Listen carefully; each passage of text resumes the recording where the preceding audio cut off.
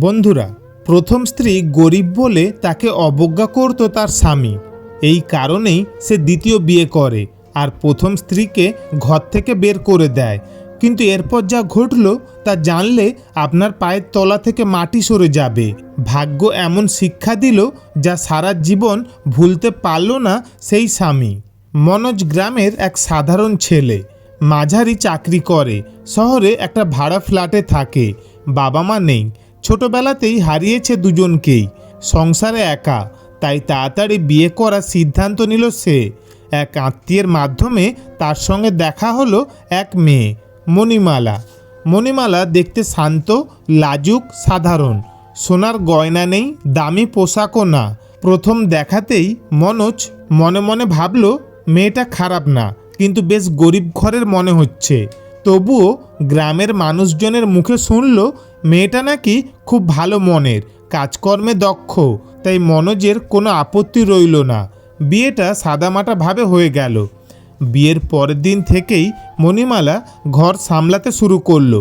সকালবেলা গরম চা, অফিসে যাওয়ার আগে পরিষ্কার জামা, সব কাজ সে নিজের হাতে গুছিয়ে রাখত।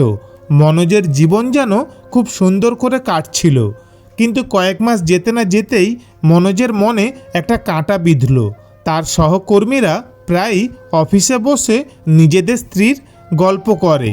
কেউ বলে, গত রবিবারে ওকে নিয়ে পার্কে গিয়েছিলাম, নতুন একটা শাড়ি কিনে দিলাম। কেউ মোবাইল বের করে দেখায়, এই দেখ আমার বউ কাল রাতে পার্টিতে এই শাড়িটা পরে কেমন লাগছে। আর কেউ কেউ তো ফেসবুকে তাদের দামি পোশাক পরা স্ত্রীদের সঙ্গে তোলার ছবিও দেখায়। মনোজ চুপ করে বসে থাকে, কিছুই বলে না। মনে মনে একটা হালকা হিংসা ও অনুশোচনা একসঙ্গে গেঁথে যায় তার বুকের ভেতরে।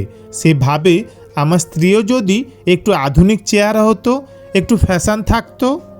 একদিন অফিস থেকে ফিরে মনোজ একটু রাগ করে বলল, তুমি কি কখনো নিজের চেহারার দিকে তাকাও না? সবাই বলে আমার বউ তো গ্রামের মতো থাকে, একটু আধটু সাজতে পারে না। মণিমালা মাথা নিচু করে ধীরে বলল, তুমি চাইলে আমি চেষ্টা করব মনোজ। মনোজ তখন বিরক্ত মুখে চা টেবিলে কাপটা রাখলো। চেষ্টা করব মানে? আমি তো কতবার বলেছি একটু বাইরে বেরো, পার্টিতে এসো। অফিসে সবাই আসে তাদের স্ত্রীকে নিয়ে। তোমাকে কতবার বলেছি চলো যাই, কিন্তু তুমি সব সময় বলো আমি ঘরেই থাকবো। কেন? মণিমালা শান্ত স্বরে বলল, আমার ভালো লাগে না ওই সব ভিড়ে। আমি অচেনা মানুষদের মাঝে স্বস্তি পাই না। মনোজ গলা চড়ালো, ভালো লাগে না। শপিং মলে যাওয়া ভালো লাগে না, পার্লারে যাওয়া ভালো লাগে না, কারোর সঙ্গে দেখা করা ভালো লাগে না। তাহলে তুমি চাও আমি সারা জীবন এক ঘরোয়া বউ নিয়ে থাকি? মণিমালা কেঁপে উঠে বলল, আমি তো তোমাকে কষ্ট দিতে চাই না মনোজ। আমি গ্রামের মেয়ে, একটু লজ্জা পাই। মনোজ তখন ঠান্ডা হেসে বলল, তাই তো, তোমার ওই লজ্জা, ওই সাদামাটা ভাবটাই আমাকে আজ হাসির পাত্র বানিয়ে দিয়েছে। মণিমালার চোখে জল চলে এলো, কিন্তু সে কিছু বলল না।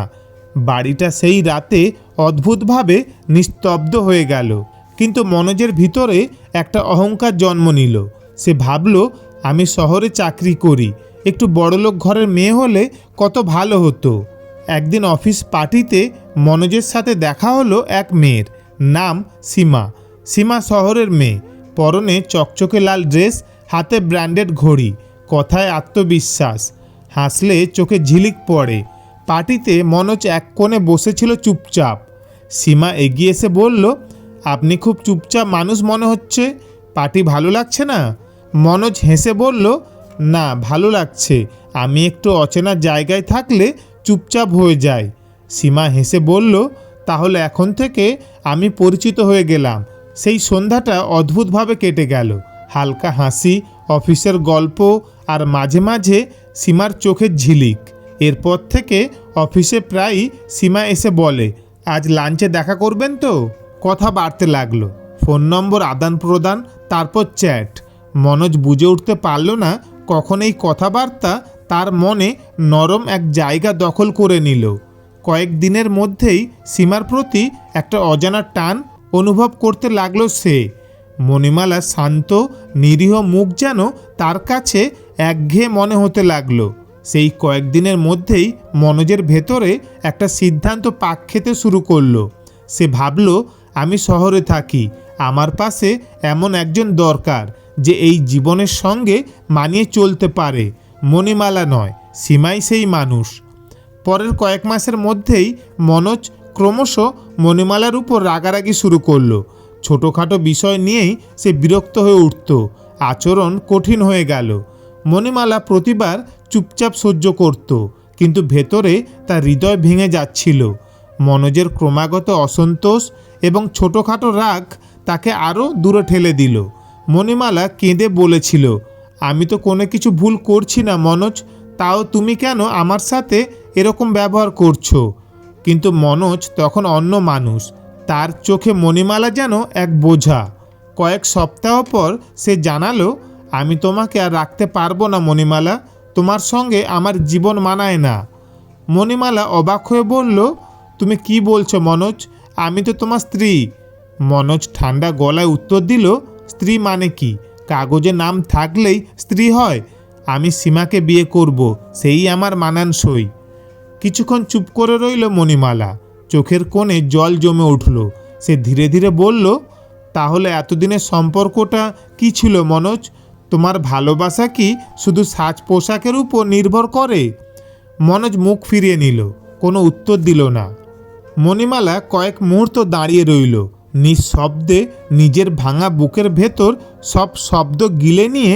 তারপর আলমারির কোণ থেকে নিজের ছোট ব্যাগটা গুছিয়ে নিল, চোখের জল মুছে দরজার দিকে এগোলো আর বেরিয়ে গেল সেই ভাড়া বাসা থেকে, যেখানে একসময় তার স্বপ্নগুলো বাস করত।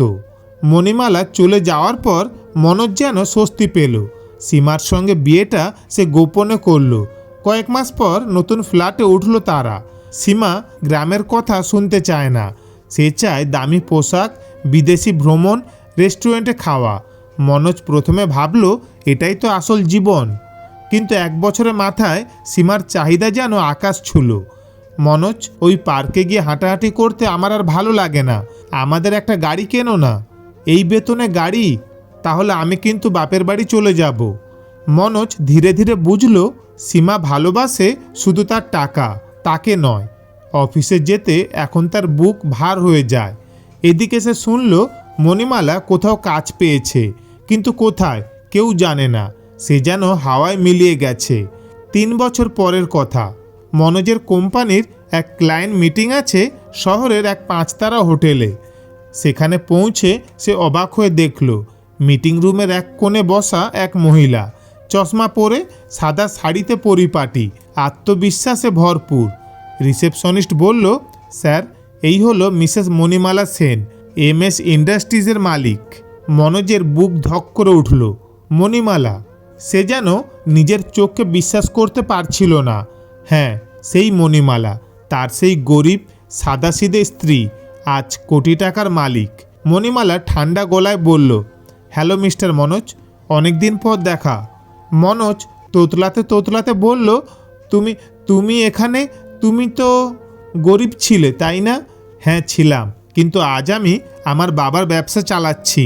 তখন বলিনি, কারণ আমি দেখতে চেয়েছিলাম তুমি আমাকে মানুষ হিসেবে ভালোবাসো কি না, না আমার টাকাকে। মনোজের মুখ শুকিয়ে গেল। আসলে মণিমালার বাবা ছিলেন শহরের নামকরা শিল্পপতি হরিকিশোর সেন, কিন্তু তিনি চেয়েছিলেন এমন একজন জামাই যে টাকার জন্য নয়, মেয়ের চরিত্রের জন্য মণিমালাকে ভালোবাসবে। তাই তিনি মণিমালাকে পাঠিয়েছিলেন গ্রামের সাধারণ মেয়ের সাজে, দেখতে যে কেউ তাকে প্রকৃত ভালোবাসবে কি না। মনোজ সেই পরীক্ষায় সম্পূর্ণ ব্যর্থ। মণিমালা শান্তভাবে বলল, তুমি জানো, আমি তোমাকে ভুলিনি, কিন্তু আমি তোমাকে ক্ষমাও করিনি। তুমি আমাকে শুধু গরিব বলে অপমান করেছিলে, আর আমি সেই অপমানের জবাব দিয়েছি আমার পরিশ্রমে। মনোজের মাথা নিচু হয়ে গেল। সে বলল, মণিমালা, আমি ভুল করেছি। সীমা আমাকে ছেড়ে চলে গেছে, আমি এখন একা। মণিমালা হেসে বলল, একা হওয়া মানে শাস্তি মনোজ। যে অন্যকে ছুঁড়ে ফেলে নিজে সুখ খোঁজে, সে একদিন একাই বাঁচে। তারপর সে টেবিলের উপর একটা ফাইল রাখলো। এই প্রকল্পটা আমি তোমাদের কোম্পানিকে দিতে পারি, কিন্তু শর্ত একটাই, কাজের মধ্যে কোনো প্রতারণা থাকবে না। আমি এখন ব্যবসা করি, অনুভূতি নয়। মনোজ বুঝে গেল এই হাসি আর আগের সেই মণিমালার হাসি নয়, এটা সফল এক নারীর আত্মসম্মানের হাসি। সেই দিন থেকেই মনোজের রাতের ঘুম উধাও হয়ে গেল। সে প্রতিদিন নিজের ভুল গুনতে থাকে। যে মেয়েটা সারা জীবন পাশে থাকতে চেয়েছিল তাকে সে পরিত্যাগ করেছিল শুধু দারিদ্র্যের কারণে। মনোজ অফিসে মনোযোগ দিতে পারে না। একদিন মণিমালার অফিসে গিয়ে বলল, মণিমালা, আমি তোমার কাছে ক্ষমা চাইতে এসেছি। আমার ভুল হয়েছে, আমি তোমার ভালোবাসার মূল্য বুঝিনি। মণিমালা তাকিয়ে রইল অনেকক্ষণ, তারপর ধীরে বলল, ক্ষমা চাইতে তোমাকে আসতে হবে না মনোজ। আমি তোমাকে ক্ষমা করে দিয়েছি অনেক আগেই, কিন্তু পুরনো সম্পর্কের জায়গা আমার জীবনে আর নেই। মনোজ চোখের কোণে জল নিয়ে বলল, তুমি কি আর একবার সুযোগ দিতে পারবে না? মণিমালা স্থির চোখে তাকিয়ে বলল, না, কারণ সুযোগ নয়, তুমি যে মানুষটা সেই বদলাতে হবে। মণিমালা চুপ করে অফিসের জানালার দিকে তাকালো। বাইরে বৃষ্টি পড়ছে। তুমি জানো মনোজ, আমি সেদিন তোমার ঘর ছেড়ে যাওয়ার পর 1 টাকাও সঙ্গে নেইনি।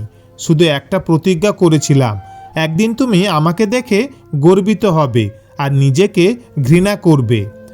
মনোজ মাথা নিচু করে চলে গেল। কয়েক বছর পর মণিমালা এক অনাথ আশ্রমের উদ্বোধনে এসেছে। তার গায়ে হালকা গোলাপি শাড়ি, মুখে প্রশান্ত হাসি। পাশে সাংবাদিকেরা ভিড় করছে। মনোজ দূর থেকে দেখছে। এখন সে এক ছোট চাকরিতে আছে। সীমা তাকে ছেড়ে গেছে চিরতরে। মণিমালার বক্তৃতা চলছিল, যে ভালোবাসা স্বার্থহীন তার মূল্য অমূল্য। কেউ আপনাকে তুচ্ছ ভাবলে মনে রাখবেন, আপনার মূল্য তার চোখে নয়, আপনার নিজের চোখে। মনোজের চোখ ভিজে উঠল। সে ভাবল, এই মেয়েটাকেই একদিন আমি গরিব ভেবেছিলাম। মণিমালা তাকিয়ে এক মুহূর্তের জন্য তার দিকে দেখল। চোখে ছিল না কোনো ঘৃণা, শুধু এক টুকরো সহানুভূতি। তারপর মঞ্চ থেকে নামলো। গাড়ি এসে দাঁড়ালো। দরজা খুলে গেল। মণিমালা উঠে গাড়িতে বসলো। জানালার কাঁচের ওপারে দেখা গেল তার মুখে সেই শান্ত জয়ী হাসি। বৃষ্টি আবার পড়তে শুরু করলো। মনোজ দাঁড়িয়ে রইল একা, চোখে জল আর মুখে কেবল একটাই কথা, আমি হেরেছি আর মণিমালা জিতেছে। আসলে জীবন অনেক সময় আমাদের এমন শিক্ষা দেয় যা টাকার থেকেও দামি। ভালোবাসা, সম্মান আর বিশ্বাস, এই 3টি জিনিস হারালে শুধু একজন মানুষ নয়, গোটা জীবন শূন্য হয়ে যায়। মণিমালা প্রমাণ করেছিল গরিব বলে কেউ ছোট নয়। আর মনোজ শিখেছিল বাহ্যিক সৌন্দর্যের চেয়ে বড় হলো মানুষের মনে সৌন্দর্য। তো বন্ধুরা, আজকের এই গল্পটি তোমাদের কেমন লাগলো অবশ্যই কমেন্ট করে জানিও। আর ভালো লাগলে লাইক ও শেয়ার করো। ধন্যবাদ, ভালো থাকবেন।